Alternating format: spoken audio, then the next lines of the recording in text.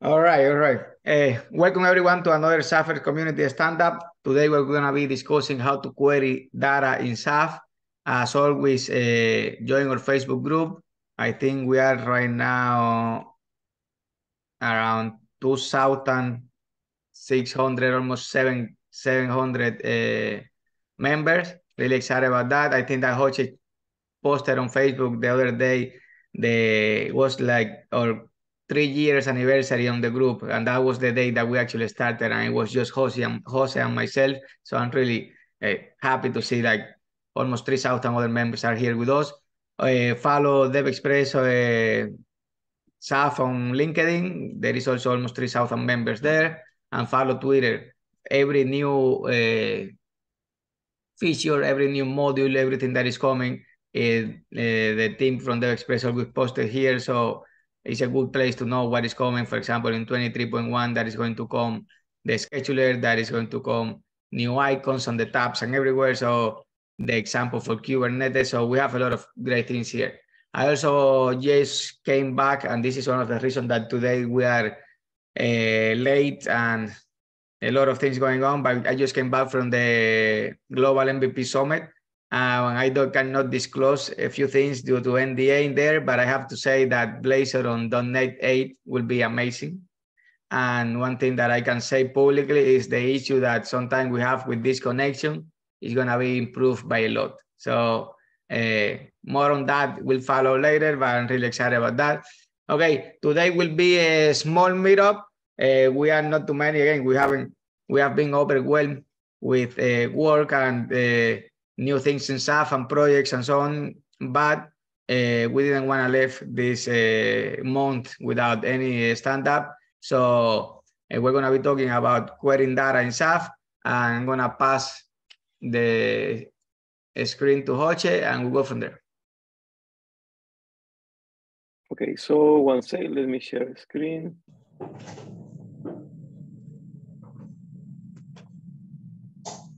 Let me find Zoom. Okay, so share this one.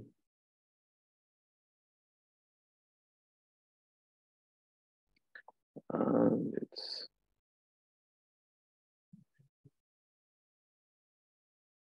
just let me close all the controls from SAF. Sorry, from Zoom, and let's start. Okay, so the topic today is querying data. And we have talked about this before, and I wanted to take a different approach because, as you know, XAF uses entity framework and XPO as data source. But there are other ways to query data. That's what I wanted to show in here.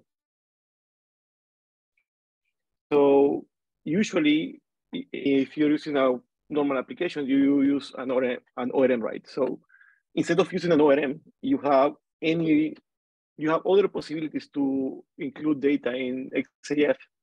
So we did a case like a few years ago, I think, that we used MongoDB, and we showed the information from MongoDB into an XAF application. So that's the process I wanted to take this in this case. So there are two places where you can start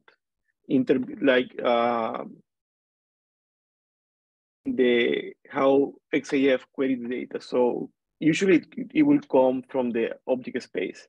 As you know, the object space is an interface. Well, you have the concrete object space, and you have the interface that is IOBJECTSPACE that has a few methods that allow you to query data in XAF.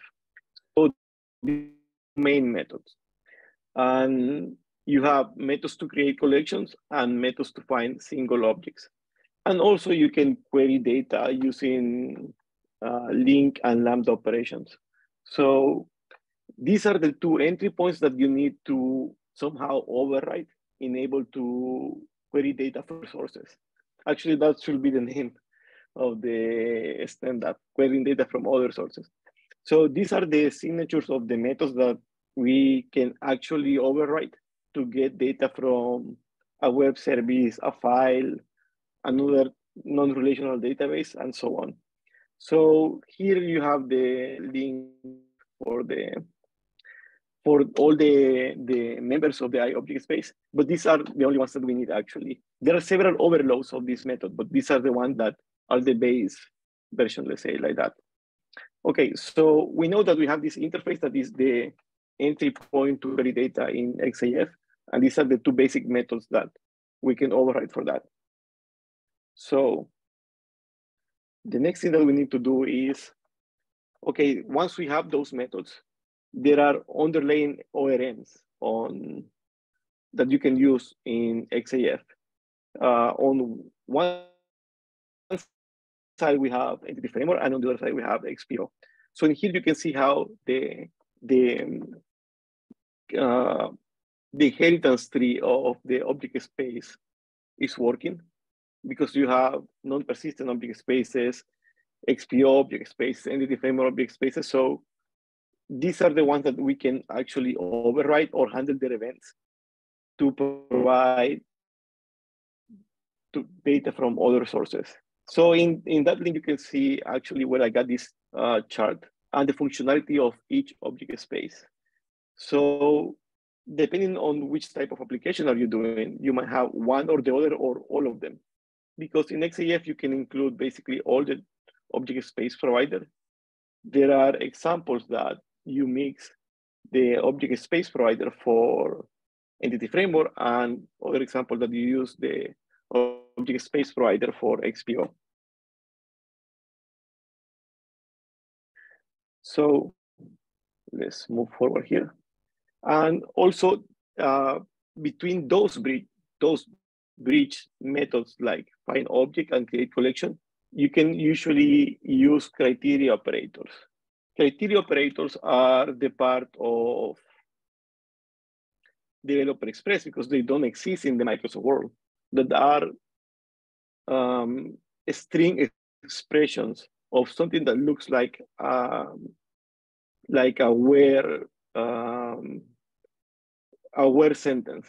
So these criteria operators you can use in almost every Dev Express control, but they don't exist on the link part. Actually, there are some really kind of mysterious framework and NuGet packages that you can use to parse strings and create the Lambda operations, or you can do it by code.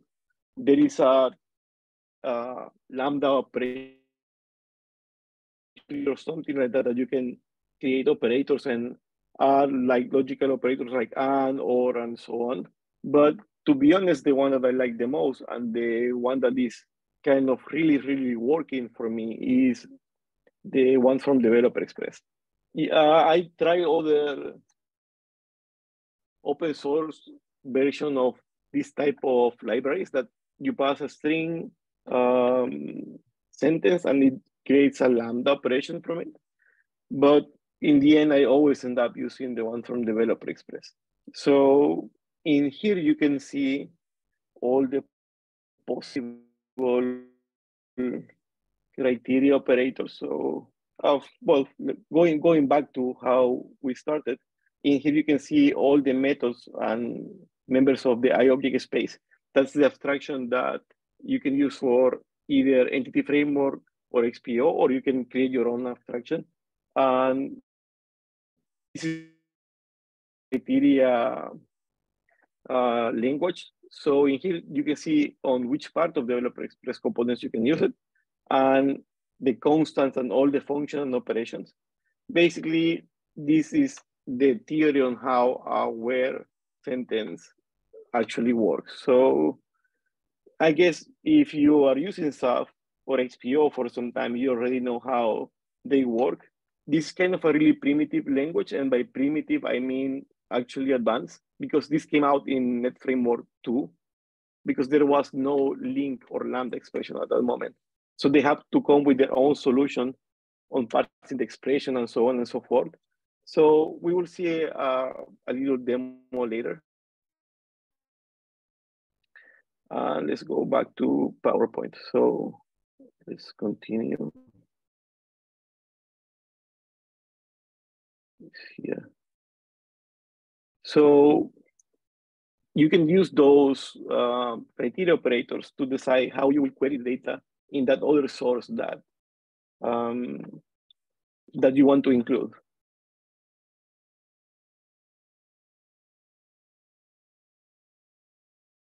And okay, they're using different type of source or implementations of the IOBJECTSPACE is to where, well, you can use something like not include something from an ORM, or you can reduce the overhead of querying data by introducing anonymous types. And you can use that with Lambda and Link. I guess I don't have to explain what Link is. It's basically a language to query objects in the object-oriented way. So we will see an example of that, and that's how we will provide the data for the XAF application that I'm going to show you later. And these are some things that are actually kind of new for me. There was a different approach to presenting the data, but there is something that is called a dynamic collection. So this is a component that is done by Developer Express, and it helps you to provide other type of data to XAF application. So here I include the links for the information for the class and the example that we're going to use today. So with that, I would like stop with the slideshow and let's go to see some code. So I'm using my Mac today because I'm traveling. So I prepared the demo in another computer. So let's actually go there. I think I have it open already. Yes. Okay, so this is an official example from Developer Express that I did a few modifications. So in this example, I think I have it here on, oh, I need to reconnect, I guess, because the screen was frozen.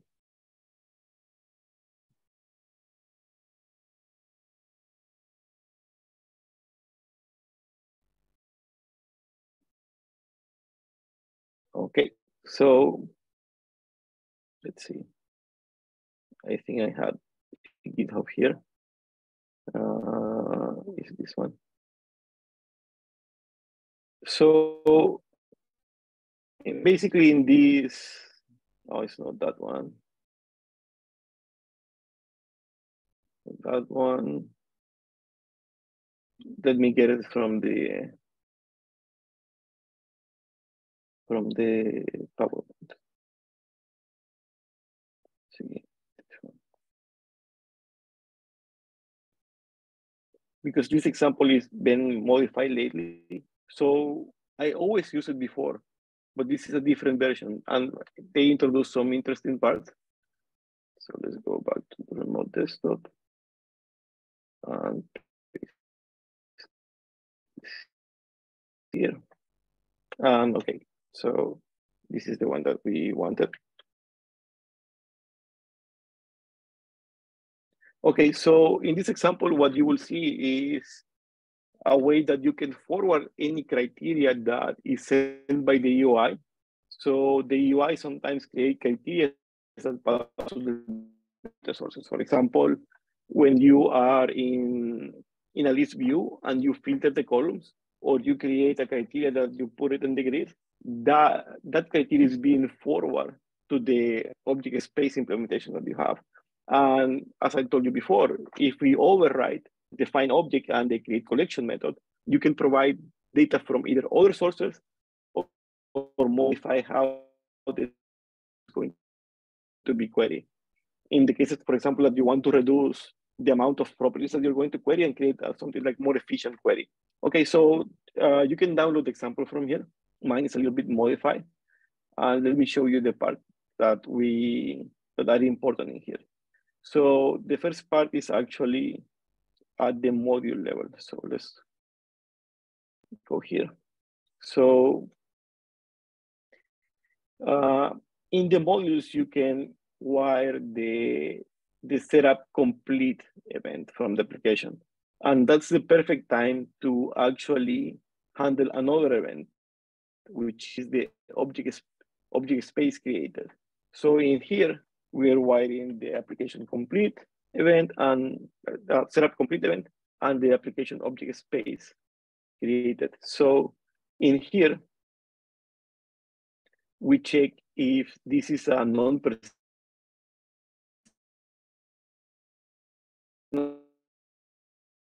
space, and if it's a non-persistent, we will pass two adapters. This is the part that is new. In previous example, you don't have these adapters. And I guess I introduced this because of Blazor. I don't think they were needed in Windows Forms. So let's go and check the article adapter, which is the one that I modifying.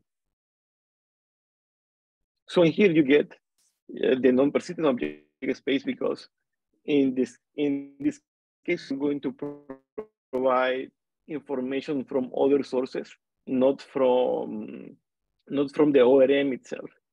At the beginning, I show you a little bit of, okay, you have the object spaces, and XPO object spaces will provide XPO data. Entity framework object spaces will provide entity framework data, and you can create your own implementation or override those implementations that I mentioned before. So in this case, we're using a non-persistent object space, which is the perfect, let's say, component that you can use to introduce new data, because in XAF, you always need to have something like a model, look like a persistent class, but it's not persist anywhere. So let me show you what models we have here. Model, you can, well, actual name is domain component, but let me show you the article. I think this computer is, I mean, my connection is not super good today, but let's see. Okay, we have the article here. So as you can see, is the base class of this article is a non-persist base object, and is decorated with the domain component attribute. So use this because staff needs to include them in the model. So it knows that you should create, I mean, that it should create a view for them. So you cannot introduce a POCO class. Even if you introduce a POCO class, there are some requirements that you have to have a primary key in the class, or something like a unique identifier. And it always has to be decorated in this way. So beside that, all the models are like that. They have the same requirements. Here's the other model that we are going to use, or we are using actually in this example. And well, let's go back to the adapters. So if we check the article adapter, there. So we wire one more event here that we can actually wire on the module level, but this is the new design pattern that they are introducing. So in here, since this is a non-persistent object space, you wire the object getting event. So in this object getting event, you get some important information, which is which type is the object space requesting. For example, when you do a find object and you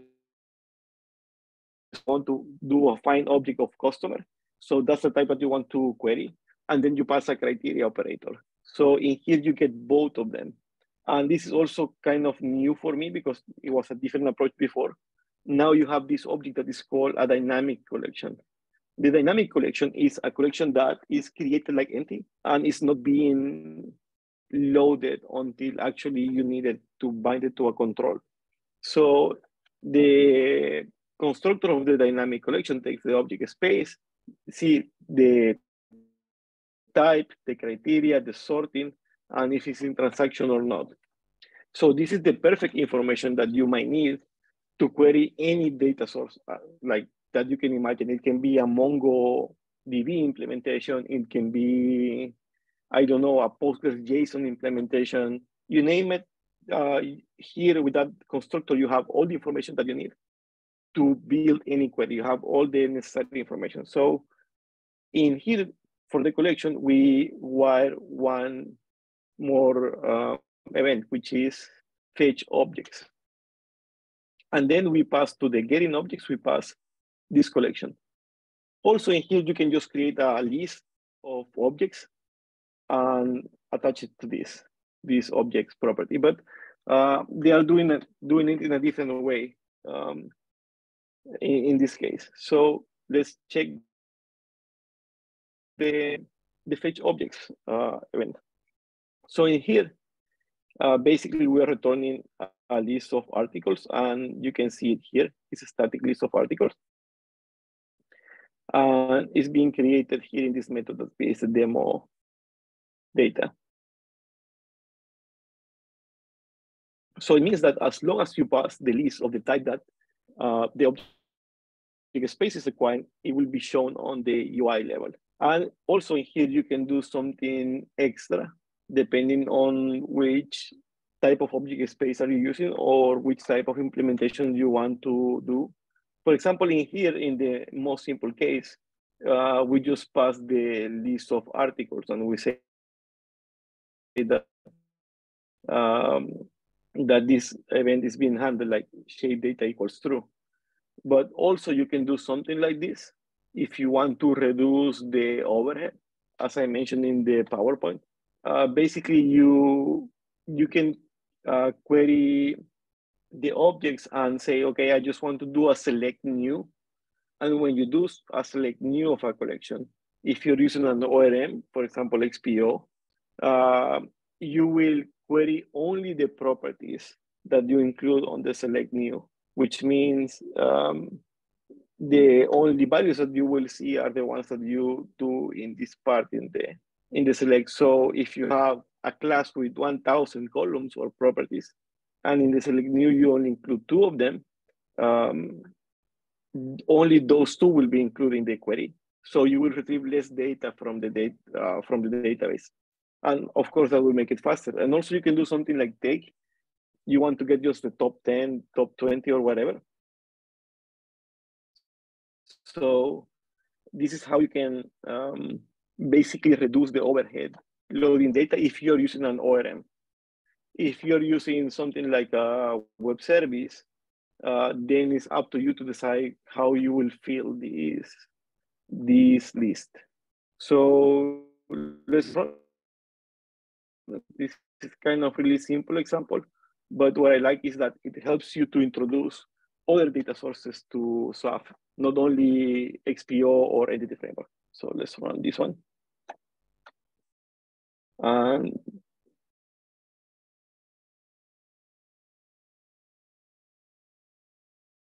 you will see here, I put a breakpoint if my connection allows it.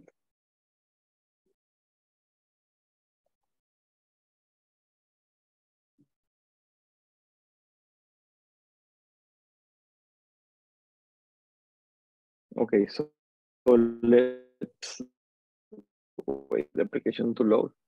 And let's see. Usually, you know, the demo effect. My connection was good like 1 hour before.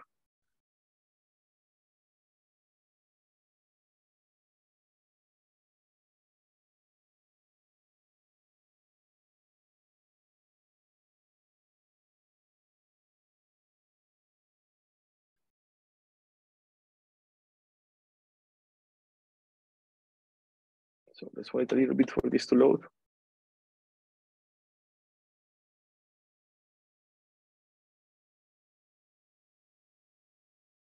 And okay, right now it's happened here.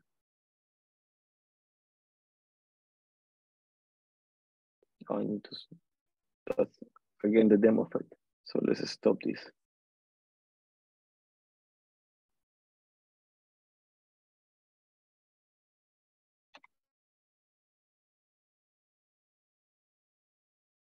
Okay, let's run it again.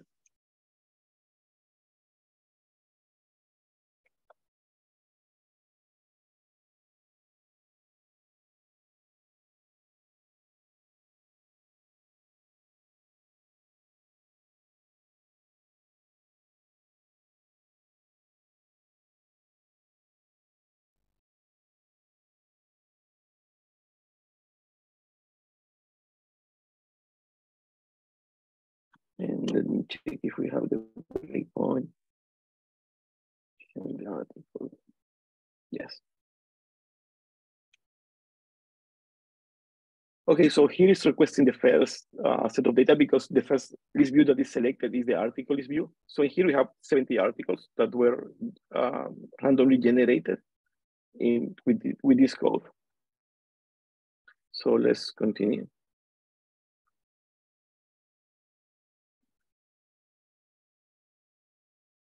And if we open here, this is the data that didn't come from either Entity Framework or XPO. It's just a simple array of objects that you can actually fill in any way that you want. So now let's say that you want to fill this or reduce the amount of objects that you have. What I did is like I did a if statement.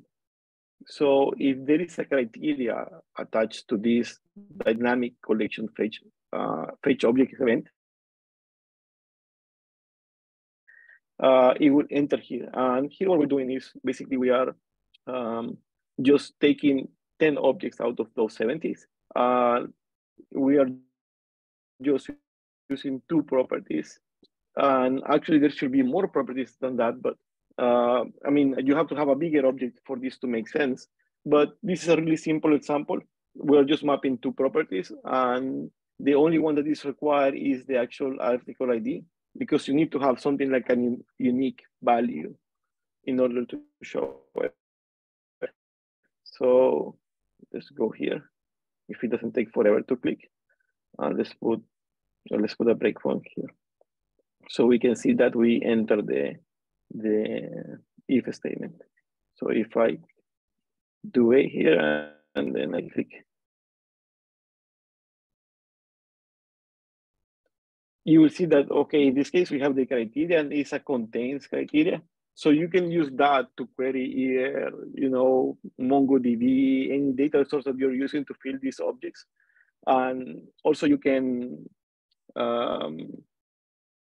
use it to reduce the amount of properties that you want to query, like we're doing here. Let's run this. And of course, it's not taking anything, demo effect. So let me just do a small change. In this case, this is what I wanted to show, but just to see that this is entering this event, let's remove this comment. And let's just use a small subset of objects. I don't know if you can hear the church, but I'm in front of a church here in Italy. That's why you might hear it.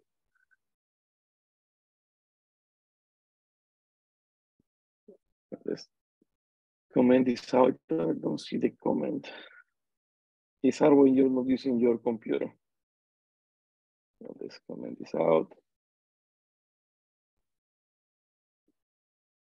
And let's just use this smaller subset of objects with take and then pass a list to it. So let's run it. So when I create something that sends a criteria to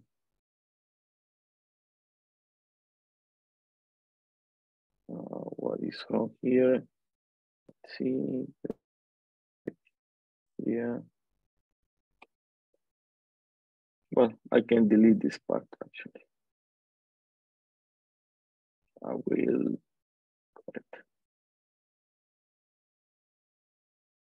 And let's run it. So let's use just a small subset.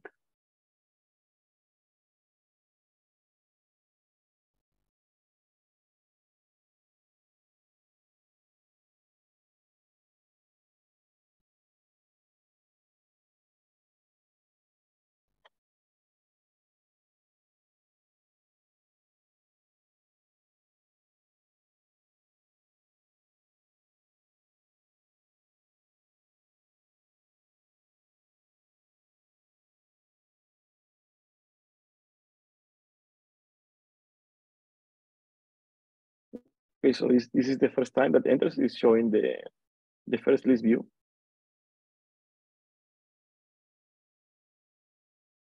And if I try to filter this, is where you can manipulate the subset of objects that you want to return. So when I hit here, I will just see 10, because I don't know why the query that I wrote there is not working right now. I guess it's the demo effect.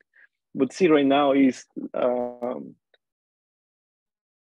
4 pages of objects, and now we have only one page. So in conclusion, this is how you can query other data sources in XAF. You can implement your own version of your own object space provider, your own object space, override the implementation of create collection or find object,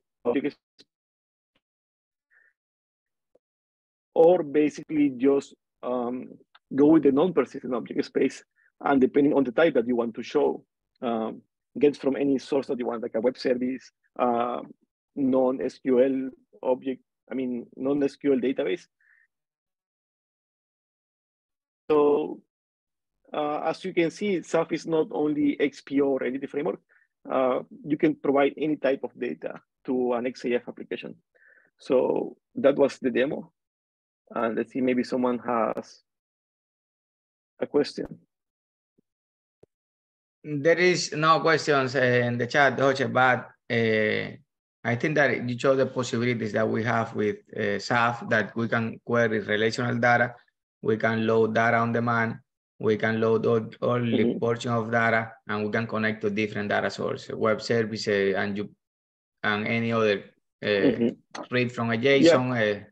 So it's just really extensive. So I have, I know that today we're doing a smaller meetup, but I have like a couple of small demos I want to show briefly just to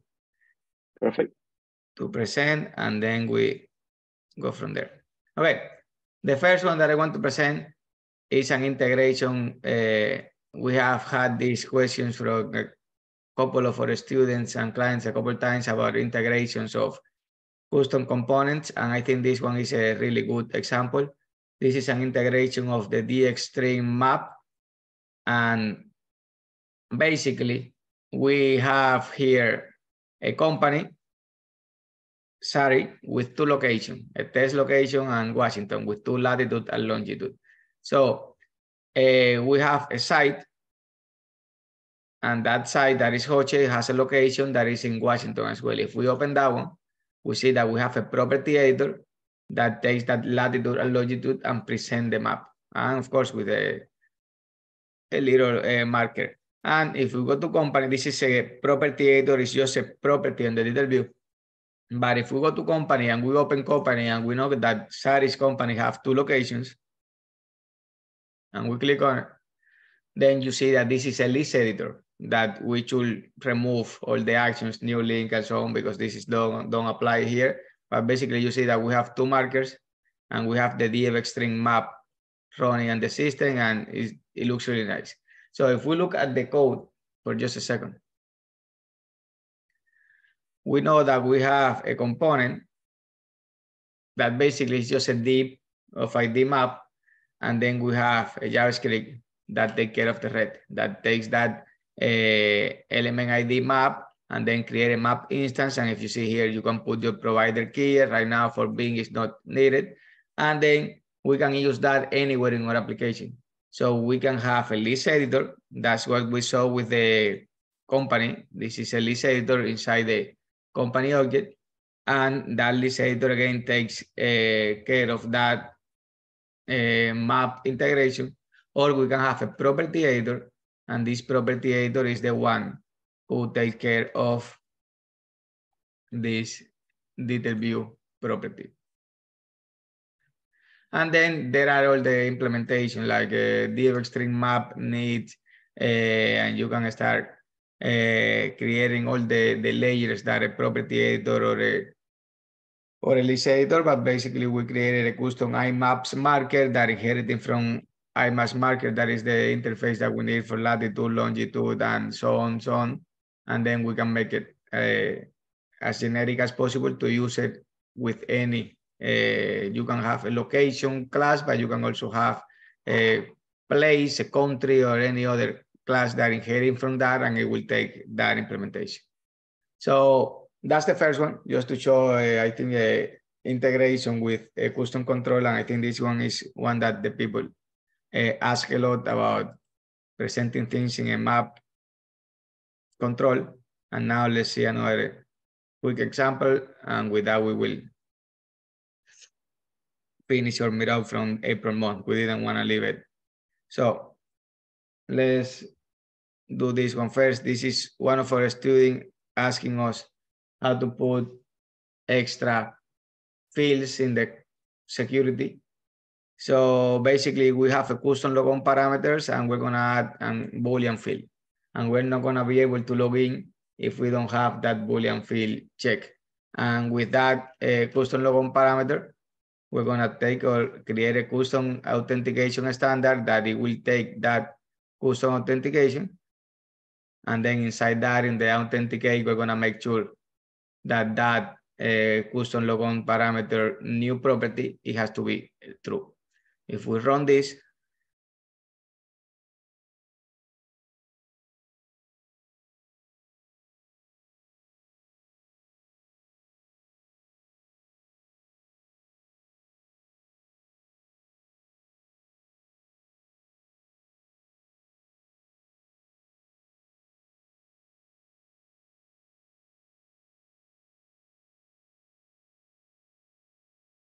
and let's give it a second.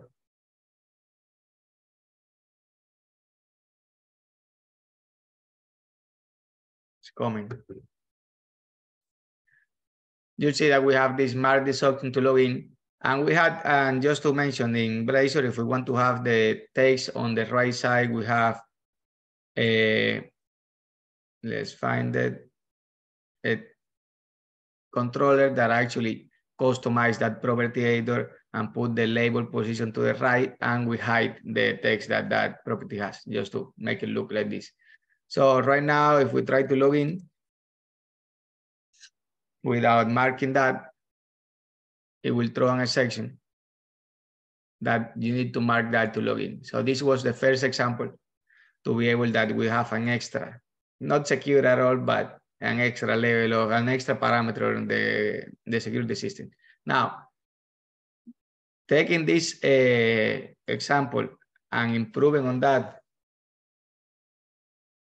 we will have then a more useful one. That is actually the whole goal. Now that we understand that we can create a custom parameter and create a custom authentication and make sure that ensures that that extra property have to be filled to log in, now we can put something like Google Captcha. And Google Captcha actually sends us back a response when we execute it. So we can use that the same way that we use that Boolean field to make sure that if there is not brute force attack in our side, that there is not, that if there is not that level of security that someone does the Captcha before logging in, you won't be able to log in. So let's give it a second.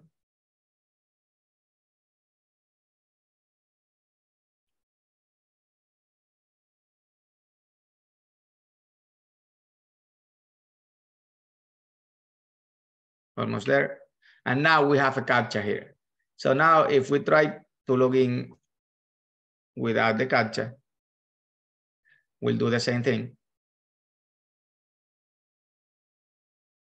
It will fail because it doesn't have the Captcha enabled.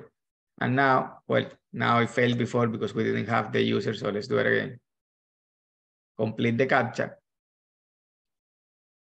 And now if we click here, it will validate that we are actually a person, we're not a robot, and we will be able to log in. Now let's take a quick look at the code, and this will log in perfectly. And we can see it again, we have the JavaScript for the Google Captcha part, and we have our Razor component that basically just an ID with the Google Captcha. And then we have our 4 layers, and we're going to have a property editor and everything exactly as we saw the authentication standard provider with the custom authentication, with the custom logon parameters, and then we have a string Captcha, and that's what the Google Captcha returns, and then our property editor.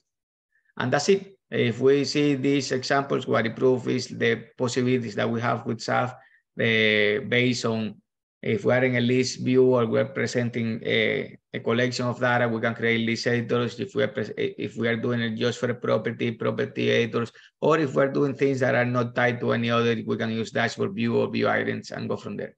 So Jose, that will be all for my side. I appreciate everyone who joined in this meetup. We didn't want to leave April without anyone. So thank you so much for coming, and we'll see you next month. I think that next month will be a great one because we already did an early preview for 23.1, but the next one will be the actual 23.1 with everything that is coming. So I think that a lot of great things are coming. So thank you for coming, and see you in the next one. Bye.